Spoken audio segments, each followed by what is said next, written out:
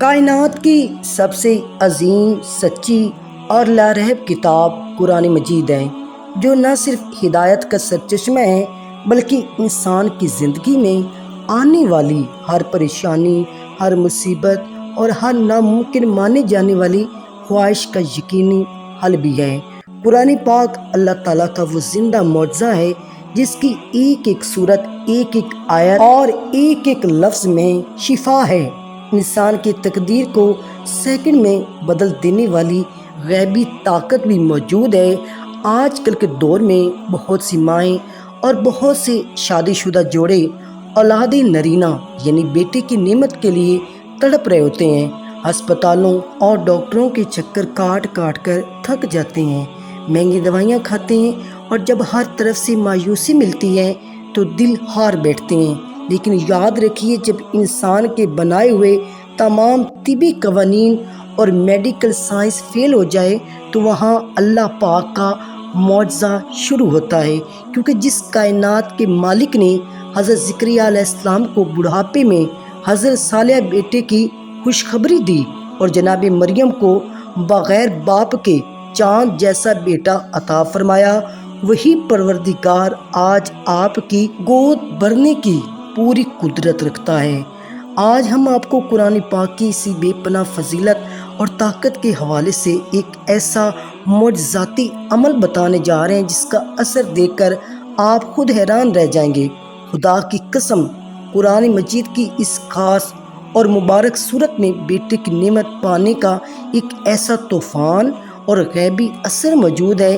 جس مایوس بہن یا بھائی نے سچے دل سے رو کر بیٹے کی نیت سے اس کو پڑھا، اللہ نے ان کی جھولی کو کبھی خالی نہیں لٹایا۔ اس مبارک عمل کی برکت کا یہ عالم ہے کہ اللہ تعالیٰ نے پڑھنے والے کو ایک نہیں بلکہ دو خوبصورت جڑواں بیٹوں کی نعمت سے نواز دیا۔ ان کے گھر کا آنگن خوشیوں سے بھر گیا۔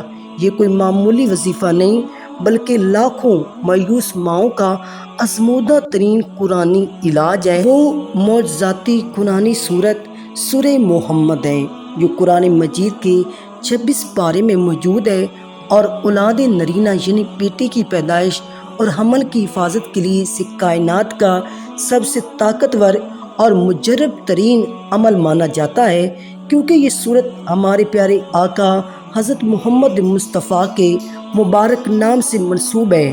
اور جب کوئی ماں اپنے دل میں بیٹے کی سچی تمنا لے کر آقا کریم کے نام والی صورت کی تلاوت کرتی ہے تو اللہ تعالیٰ اپنے حبیب کے نام کی برکت اور حرمت کے صدقے اس ماں کی جھولی کو کبھی خالی نہیں لوٹاتا، اور رحم مادر میں موجود ہر قسم کی بیماری، بندش یا نظر بد یا میڈیکل کی رکاوٹوں کو جڑ سے ختم کر کے پیدا ہونے والے بچے کو چاند جیسا صالح اور فرمانبردار بیٹا بنا دیتا ہے۔ اس سے پہلے بھی میں نے سورہ محمد پر ایک ویڈیو اپلوڈ کی تھی۔ لوگ کومنٹ میں پوچھتے تھے کیسے پڑھنا ہے، طریقہ کیا ہے پڑھنے کا، وقت کون سا ہونا چاہیے۔ تو اس کی ترتیب یہ ہے کہ آپ نے روزانہ فجر کی نماز کے بعد یا عشاء کی نماز کے بعد اپنے مصلی پر باوضو حالت میں بیٹھ کر سب سے پہلے پیارے آقا کی بارگاہ میں 11 مرتبہ درود ابراہیمی یعنی نماز والا درود پڑھنا ہے۔ پھر پورے اخلاص اور سچی نیت کے ساتھ صرف ایک مرتبہ مکمل سورہ محمد کی تلاوت کرنی ہے۔